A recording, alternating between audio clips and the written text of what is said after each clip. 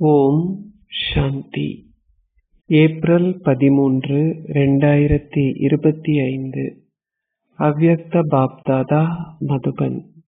Murali original தேதி December 31, 2004. இந்த வருட ஆரம்பத்திலிருந்து உங்களின் எல்லையற்ற விருப்பமின்மைக்குரிய மனோபாவம் வெளிப்பட வேண்டும். இதுவே முக்திதாம வாசலின் சாவியாகும்.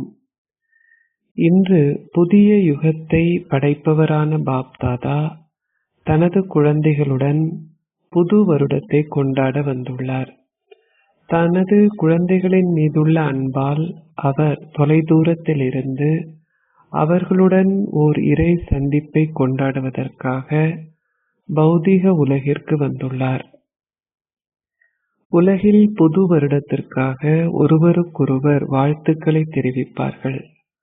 ஆனால் பாப்தாதா குழந்தைகளான உங்களுக்கு புது வருடத்திற்கும் புதிய யுகத்திற்கும் இரண்டுக்குமான வாழ்த்துக்களை தெரிவிக்கின்றார். புது வருட கொண்டாட்டம் ஒரு நாளுக்கான கொண்டாட்டமே. ஆனால் நீங்கள் புதிய யுகத்தை சங்கம யுகத்தில் சதா கொண்டாடுகின்றீர்கள். இறை அன்பால் கவரப்பட்டு நீங்கள் அனைவரும் இங்கே வந்துள்ளீர்கள். எவ்வாறாயினும் யார் மிக தொலைவிலிருந்து வந்திருக்கின்றார்? இரட்டை வெளிநாட்டவர்களா? அவர்கள் இந்த பௌதீக உலகிலிருந்தே வந்துள்ளனர். ஆனால் தொலைதூரவாசியான பாப்தாதா எவ்வளவு தூரத்திலிருந்து வந்திருக்கின்றார்? பாபா எத்தனை மைல்கள் கடந்து வந்துள்ளார் என உங்களால் அந்த தூரத்தை அளக்க முடியுமா? எனவே தொலைதூரவாசியான பாப்தாதா நீங்கள் அனைவரும் நீங்கள் டைமண்ட் மண்டபத்தில் பாபாவின் முன்னால் அமர்ந்திருந்தாலும் அல்லது மதுபன் கியான் சரோவர் அருங்காட்சியகத்தில் அமர்ந்திருந்தாலும் அல்லது இந்த நாட்டிலும் வெளிநாடுகளிலும் தூரத்தில் அமர்ந்திருந்தாலும் பார்த்து கொண்டும் கேட்டுக்கொண்டும் பாப்தாதாவுடன் ஒரு சந்திப்பை கொண்டாடி கொண்டும் இருப்பதை பார்க்கின்றார். எனவே எங்குமுள்ள குழந்தைகள் அனைவருக்கும் புதிய யுகத்திற்கும் புது வருடத்திற்கும் பல மில்லியன் மடங்கு வாழ்த்துக்கள், வாழ்த்துக்கள், வாழ்த்துக்கள். குழந்தைகளான உங்களின் கண்களின் முன்னால் புதிய யுகம் இருக்கிறதல்லவா? அவ்வளவுதான். இன்று நீங்கள் சங்கமத்தில் இருக்கின்றீர்கள். நாளை நீங்கள் புதிய யுகத்தில் ராஜ்ய உரிமை உள்ளவர்களாக உங்களின் ராஜ்யத்தை ஆட்சி செய்வீர்கள். அது மிக நெருக்கமாக இருப்பதை நீங்கள் அனுபவம் செய்கின்றீர்களா? இது இன்றும் நாளையும் என்ற விஷயம் மட்டுமே. நீங்கள் நேற்று அப்படி இருந்தீர்கள். நாளை மீண்டும் ஒரு முறை அப்படி ஆகப் போகின்றீர்கள். உங்களின் புதிய யுகத்தின் தங்க யுகத்தின் தங்க ஆடையை உங்களின் முன்னால் பார்க்க முடிகின்றதா? அது மிகவும் அழகாக உள்ளது. உங்களால் அதை தெளிவாக பார்க்க முடிகின்றதல்லவா? இன்று நீங்கள் சாதாரணமான ஆடையுடன் இருக்கின்றீர்கள். நாளை நீங்கள் புதிய யுகத்தின் அழகான ஜொலிக்கும் ஆடையுடன் இருப்பீர்கள். புது வருடத்திற்காக இந்த ஒரு நாள் மட்டும் அவர்கள் ஒருவருக்கு ஒருவர் பரிசுகளை கொடுப்பார்கள். எவ்வாறாயினும் பாப்தாதா புதிய யுகத்தை படைப்பவர். உங்கள் அனைவருக்கும் பல பிறவிகளுக்கு நிலைத்திருக்கும் பொன்னுலகம் என்ற பரிசை வழங்குகின்றார். அது அழியக்கூடிய பரிசு அல்ல. தந்தை குழந்தைகளான உங்களுக்கு அழியாத பரிசை வழங்கியுள்ளார். உங்களுக்கு இது நிறைவிருக்கிறதா? நீங்கள் அதை மறக்கவில்லை தானே? உங்களால் ஒரு வினாடியில் வந்து போக முடியும். ஒரு கணம் நீங்கள் சங்கம யுகத்தில் இருப்பீர்கள். அடுத்த கணம் உங்களால் உங்களின் பொன்னுலகை சென்று அடைய முடியும்.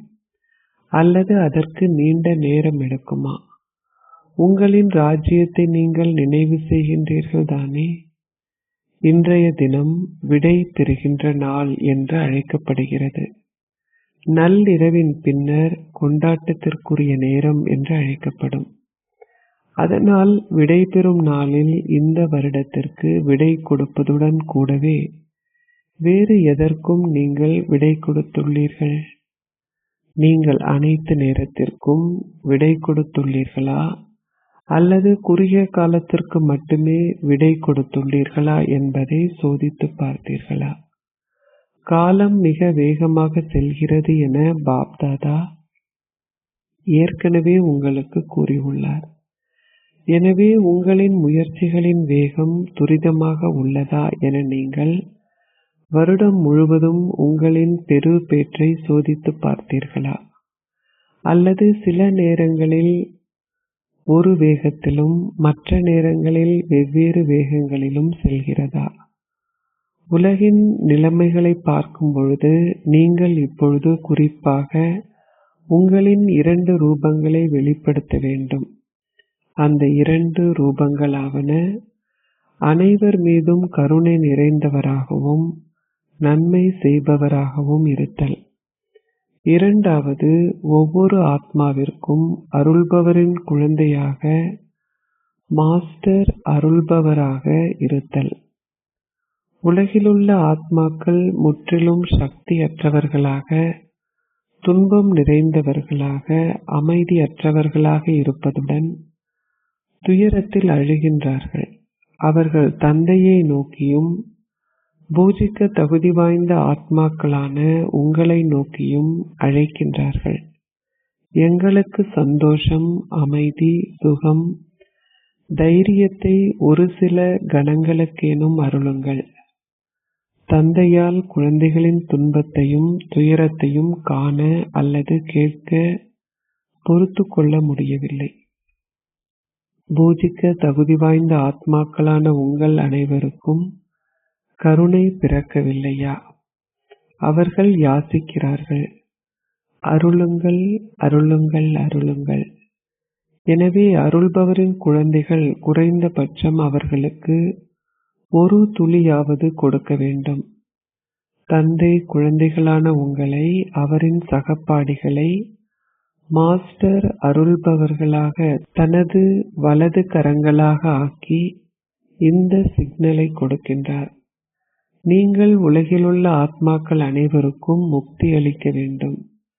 அனைவரும் முக்தி தாமத்திற்கு செல்ல வேண்டும். ஓ அருள்பவரின் குழந்தைகளே, இப்பொழுது உங்களின் மேன்மையான எண்ணங்களால், உங்களின் மனதின் சக்தியால், அது வார்த்தைகள், உறவு முறைகள், தொடர்புகள், நல்லாசிகளும் தூய உணர்வுகளும், அதிர்வலைகள் அல்லது சூழல் என எந்த ஒரு வழிமுறையானாலும் அதனால் அவர்களுக்கு நல்லாசிகளையும் தூய உணர்வுகளையும் கொடுங்கள். எங்களை விடுவியுங்கள் என அவர்கள் அழுகின்றார்கள். பாப்தாதா தனது வலது கரங்களிடம் கூறுகின்றார், கருணை காட்டுங்கள். இதுவரை நீங்கள் பாரதத்திலும் வெளிநாடுகளிலும் நீங்கள் திறந்துள்ள நிலையங்களாலும் நடத்திய மெகா நிகழ்ச்சிகள் மற்றும் கருத்தரங்குகளால் உலகிலுள்ள ஆத்மாக்களின் முழு ஜனத்தொகைக்கு ஏற்ப எத்தனை சதவிகிதமான ஆத்மாக்களுக்கு முக்திக்கான பாதையை நீங்கள் காட்டியுள்ளீர்கள் என கணக்கிட்டு பாருங்கள். நீங்கள் பாரதத்திற்கு மட்டும் நன்மை செய்பவர்களா அல்லது 5 கண்டங்களில் உள்ள வெளிநாடுகளுக்கு மட்டும் நன்மை செய்பவர்களா? நீங்கள் எங்கே நிலையத்தை திறந்திருந்தாலும் அந்த இடத்திற்கு மட்டும் நன்மை செய்பவர்களா அல்லது உலகிற்கே நன்மை செய்பவர்களா? உலகிற்கு நன்மை செய்வதற்காக குழந்தைகளான நீங்கள் ஒவ்வொருவரும் தந்தையின் வலது கரமாக ஆக வேண்டும். நீங்கள் வலது கரங்கள் தானே? நீங்கள் யாராவது ஒருவருக்கு எதையாவது கொடுக்கும் பொழுது எப்படி அதை கொடுப்பீர்கள்? நீங்கள் அதை உங்களின் கைகளாலேயே கொடுப்பீர்கள், அப்படித்தானே? எனவே நீங்கள் பாப்தாதாவின் கைகள் தானே? நீங்கள் அவரின் கரங்கள். எனவே பாப்தாதா தனது வலது கரங்களிடம் கேட்கின்றார், எத்தனை சதவிகிதமான ஆத்மாக்களுக்கு நீங்கள் நன்மை செய்துள்ளீர்கள்? எத்தனை சதவிகிதத்தினருக்கு நீங்கள் நன்மை செய்துள்ளீர்கள்? பாப் தாதாவிடம் கூறுங்கள். இதை கணக்கிடுங்கள். பாண்டவர்களான நீங்கள் கணக்கிடுவதில் கெட்டிக்காரர்கள் தானே. இதனாலேயே பாப்தாதா கூறுகின்றார், இப்பொழுது உங்களின் முயற்சிகளையும் சேவை செய்வதில் வெவ்வேறு வழிமுறைகளுக்கான முயற்சிகளையும் தீவிரப்படுத்துங்கள். ஒருவரின் சொந்த ஸ்திதியை பொறுத்தவரையும் குறிப்பாக 4 விஷயங்களை சோதித்துப் பாருங்கள். இது தீவிர முயற்சி செய்தல் எனப்படுகிறது.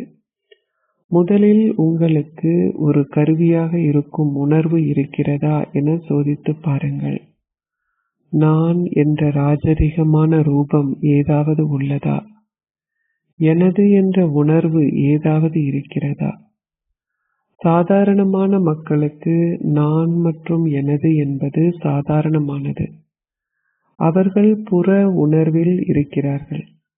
எவ்வாறாயினும் பிராமண வாழ்க்கையில் எனது மற்றும் நான் என்பவை சூட்சுமமானதும் ராஜரிகமானதும் ஆகும்.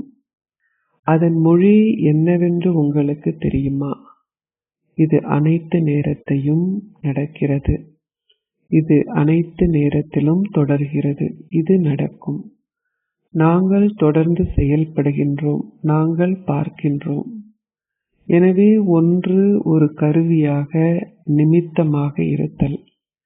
நீங்கள் ஒவ்வொரு வழிமுறையிலும், அது சேவை, உங்களின் சொந்த ஸ்திதி, உங்களின் உறவு முறைகளிலும் தொடர்புகளிலும் அதற்கு கருவியாக இருக்கின்றீர்கள். உங்களின் முகமும் செயல்களும் ஒரு கருவியினுடையதாக இருக்க வேண்டும். இரண்டாவது சிறப்பியல்பானது ஒரு கருவியாகவும் பணிவாகவும் நிர்மான் இருக்கும் உணர்வாகும். கருவியும் பணிவை கொண்டிருப்பதும் கருவியாக இருந்து பணிவுடன் புதுப்பித்தலை நிர்மான் செய்தல். எனவே நீங்கள் 3 விஷயங்களை பற்றி கேட்டீர்கள்: கருவி, பணிவு, புதுப்பித்தல். 4வது விஷயம் சப்தத்திற்கு அப்பாற்பட்டது, நிர்வாணா. நீங்கள் விரும்பும் பொழுதெல்லாம் சப்தத்திற்கு அப்பாற்பட்ட இடத்திற்கு செல்லுங்கள். சப்தத்திற்கு அப்பாற்பட்ட ஸ்திதியில் ஸ்திரமாக இருங்கள். ஏனென்றால் நீங்கள் சப்தத்திற்கு அப்பாற்பட்ட ஸ்திதியில் இருந்தால் மட்டுமே உங்களால் மற்ற ஆத்மாக்கள் சப்தத்திற்கு அப்பாற்பட்ட தாமத்தை அடையச் செய்ய முடியும். இப்பொழுது அனைவருக்கும் முக்தியே தேவைப்படுகிறது. அவர்கள் அழுகின்றார்கள், எங்களை விடுவியுங்கள், எங்களை விடுவியுங்கள். எனவே உங்களின் நடைமுறை வாழ்க்கையில் இந்த 4 விஷயங்களிலும் நல்லதொரு சதவிகிதத்தை கொண்டிருத்தல் என்றால் தீவிர முயற்சியாளராக இருத்தல் என்று அர்த்தம். அப்பொழுது பாப்தாதா கூறுவார், ஆகா ஆகா குழந்தைகளே, ஆகா. நீங்களும் கூறுவீர்கள், ஆகா பாபா, ஆகா. ஆகா நாடகமே, ஆகா. ஆகா முயற்சியே, ஆகா. எவ்வாறாயினும் நீங்கள் என்ன கூறுகின்றீர்கள் என உங்களுக்கு தெரியுமா? சில நேரங்களில் நீங்கள் ஆகா என்று கூறுகிறீர்கள். சில நேரங்களில் ஏன் என்று கூறுகிறீர்கள். ஏன் என்பதற்கு பதிலாக அது ஐயோ, கவலை என்று ஆகிறது. எனவே அது ஏன் என்று இருக்கக்கூடாது, ஆனால் ஆகா என்று இருக்க வேண்டும். உங்களுக்கு எது பிடித்திருக்கிறது, ஆகா அல்லது ஏன்? உங்களுக்கு எது பிடிக்கும்? ஆகா என்று கூறப்பட்டது. நீங்கள் ஒருபொழுதும் ஏன் என கூறுவதில்லையா? அது தவறுதலாக வருகிறதா? இரட்டை வெளிநாட்டவர்களான நீங்கள் ஏன் ஏன் என கூறுவீர்களா?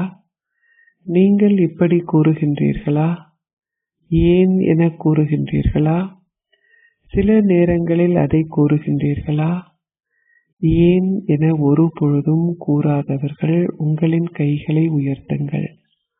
உங்களில் வெகு சிலரே இருக்கின்றீர்கள். பாரதவாசிகளான உங்களில் ஆகா ஆகா என்பதற்கு பதிலாக ஏன், என்ன என கூறுபவர்கள் உங்களின் கைகளை உயர்த்துங்கள். ஏன் அல்லது என்ன என கூறுகின்றீர்களா? உங்களுக்கு யார் இதற்கான அனுமதி கொடுத்தது? உங்களின் சமஸ்காரங்களா? உங்களின் பழைய சமஸ்காரங்கள் ஏன் ஏன் என உங்களுக்கு கூறுவதற்கான அனுமதியை கொடுத்துள்ளன.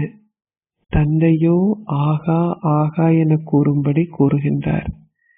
ஏன் ஏன் என கூறாதீர்கள். எனவே இப்பொழுது புது வருடத்தில் நீங்கள் என்ன செய்வீர்கள்? ஆகா ஆகா என கூறுவீர்களா? அல்லது ஏன் என்பதற்கு சில நேரங்களில் ஏன் என கூறுவதற்கு பாபா உங்களுக்கு அனுமதி கொடுக்கட்டுமா? ஏன் என்பது நல்லதல்ல. உங்களுக்கு வாயு தொல்லை, ஹிந்தியில் வை என்றால் வாயு தொல்லை இருக்கும் பொழுது உங்களின் வயிறு குழப்பமடைகிறது தானே. எனவே ஏன் என்பதும் வாயு தொல்லை போன்றதுதான். இதை செய்யாதீர்கள். ஆகா ஆகா என்பது நன்றாக உள்ளது. நீங்கள் அனைவரும் ஆகா ஆகா என்றே கூறுகின்றீர்கள். அச்சா, பாரதத்திலும் வெளிநாடுகளிலும் தொலைவிலிருந்து கேட்டுக்கொண்டும் பார்த்து கொண்டும் இருப்பவர்கள் பாபா குழந்தைகளான உங்களையும் கேட்கின்றார். நீங்கள் ஆகா ஆகா என கூறுகின்றீர்களா அல்லது ஏன் ஏன் என கூறுகின்றீர்களா? இன்று இது விடை பெறுவதற்கான நாளாகும். இன்று விடை பெறுவதற்கான நாள், இந்த வருடத்தின் கடைசி நாள். எனவே இனிமேலும் ஏன் என கூற மாட்டீர்கள் என்ற எண்ணம் உங்கள் அனைவருக்கும் ஏற்பட்டுள்ளது. நீங்கள் அதை பற்றி சிந்திக்கவும் மாட்டீர்கள். கேள்விக்குறி இல்லை, வியப்புக்குறி இல்லை, ஒரு முற்றுப்புள்ளி மட்டுமே. நீங்கள் ஒரு கேள்விக்குறி இடும் பொழுது அது மிகவும் கோணலாக இருக்கும். ஆனால் ஒரு முற்றுப்புள்ளி வைப்பது மிகவும் இலகுவாக இருக்கும். புள்ளியான தந்தையை உங்களின் கண்களில் கலந்து விடுங்கள். நீங்கள் பார்க்கின்ற கண்மணிகள் உங்களின் கண்களில் இருப்பதைப் போல் சதா புள்ளியான தந்தையை உங்களின் கண்களில் கலந்து விடுங்கள். அவரை எப்படி கலப்பது என உங்களுக்கு தெரியுமா? அல்லது அவர் அதற்குள் பொருந்த மாட்டாரா? அவர் மேலேயும் கீழேயும் போவாரா? எனவே நீங்கள் என்ன செய்வீர்கள்? எதற்கு நீங்கள் விடை கொடுப்பீர்கள்? ஏன் என்பதற்கு. ஒருபொழுதும் வியப்புக்குறியின் அடையாளமும் இருக்கக்கூடாது. இது எப்படி சாத்தியமாகும்? இதுவும் நடக்கிறதா? இது நடந்திருக்க கூடாதே. அப்படியென்றால் ஏன் அது நடந்தது? கேள்விக்குறி அல்லது வியப்புக்குறி இருக்கக்கூடாது. தந்தையும் நானும் இது அனைத்து நேரத்திலும் நடக்கிறது தானே என பல குழந்தைகள் கூறுகிறார்கள். தமது இதயபூர்வமான சம்பாஷணைகளில் அவர்கள் பாப்தாதாவிற்கு மிகவும் சுவாரஸ்யமான விஷயங்களை கூறுகிறார்கள். அவர்களால் பாபாவிடம் அனைத்தையும் முகத்திற்கு முன்னே தனிப்பட்ட முறையில் சொல்ல முடிவதில்லை. ஆனால் அவர்கள் தமது இதயபூர்வமான சம்பாஷணையில் அனைத்தையும் கூறுகிறார்கள். ஓகே, என்னதான் நடந்திருந்தாலும் அது நல்லதோ சல்தாகே, நன்றாக நடக்கிறது. ஆனால் நீங்கள் நடக்கக்கூடாதது சல்னா, நடத்தல், பறக்க வேண்டும். எனவே நீங்கள் ஏன் நடக்கின்ற விஷயங்களை பார்க்கின்றீர்கள்? பறந்து கொண்டு மற்றவர்களையும் பறக்கச் செய்யுங்கள். நல் ஆசைகளும் தூய உணர்வுகளும் மிகவும் சக்தி வாய்ந்தவை. ஆனால் இடையில் ஏன் என்பது இருக்கக்கூடாது. நல் ஆசைகள் தூய உணர்வுகளை தவிர வேறெதுவும் இருக்கக்கூடாது. இவை மிகவும் சக்தி வாய்ந்தவை. உங்களால் உங்களின் சொந்த தூய உணர்வுகளால் எவருடைய தூய்மையற்ற உணர்வுகளையும் மாற்ற முடியும். ஓகே, உங்களால் அவற்றை மாற்ற முடியாது விட்டால் இரண்டாவது தேர்வு என்னவென்றால் உங்களின் நல் ஆசைகளும் தூய உணர்வுகளும் அழியாதவையாக இருக்கும் பொழுது சில நேரத்திற்கு என்று மட்டும் இல்லாமல் அழியாதவையாக இருந்தால் அவர்களின் தூய்மையற்ற உணர்வுகளின் ஆதிக்கத்திற்கு உங்களால் உட்பட முடியாது. இது ஏன் நடக்கிறது? எவ்வளவு காலத்திற்கு இது தொடரும்?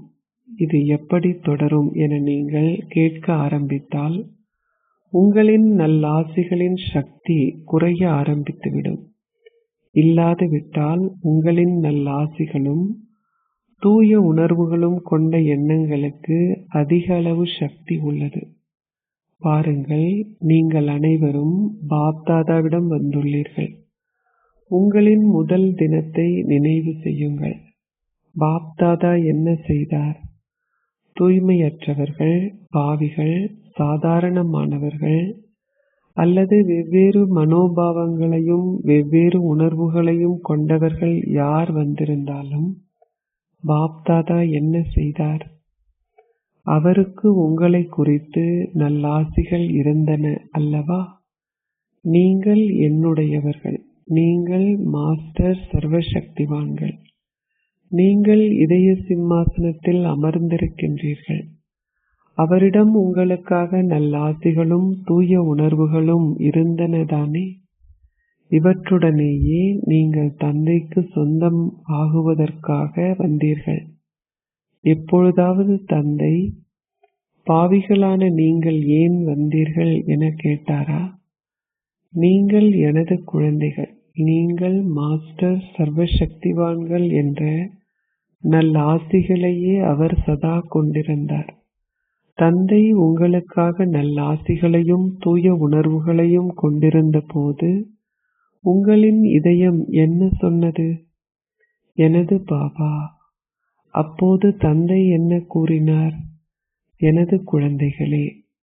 அதேபோல் நீங்களும் தொடர்ந்து நல்லாசிகளையும் தூய உணர்வுகளையும் கொண்டிருந்தால் உங்களால் எதை காண முடியும்?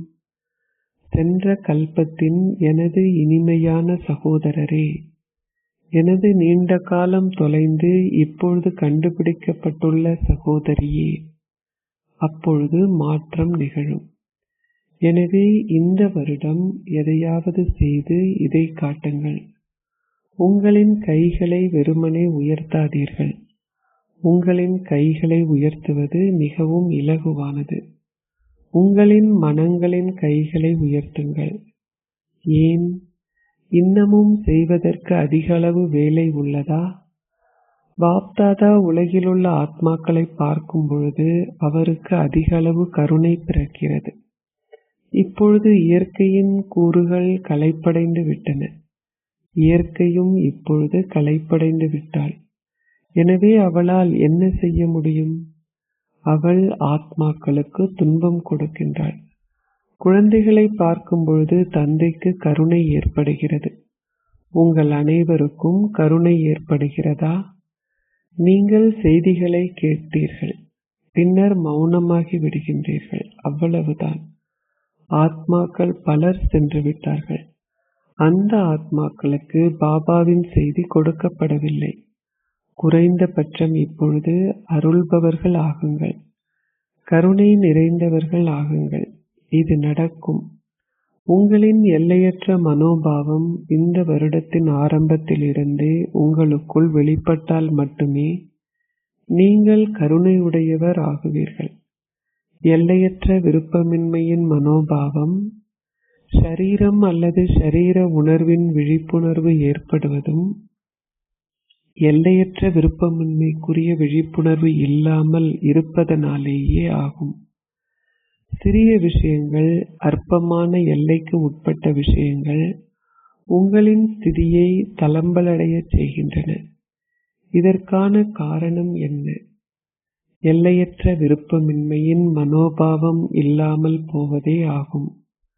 பற்று காணப்படுகிறது, விருப்பமின்மை இல்லை. ஆனால் பற்று உள்ளது. உங்களிடம் சம்பூர்ணமான எல்லையற்ற விருப்பமின்மை இருக்கும் பொழுதே உங்களின் மனோபாவத்திலும் விருப்பமின்மை, உங்களின் பார்வையிலும், உங்களின் உறவு முறைகள் மற்றும் தொடர்புகளிலும், சேவையிலும் எல்லையற்ற விருப்பமின்மை. அப்பொழுது மட்டுமே முக்தி தாமத்தின் வாசல்கள் திறக்கும். இப்பொழுது செல்கின்ற ஆத்மாக்கள் மறு பிறவி எடுத்து மீண்டும் துன்பத்தை அனுபவம் செய்வார்கள்.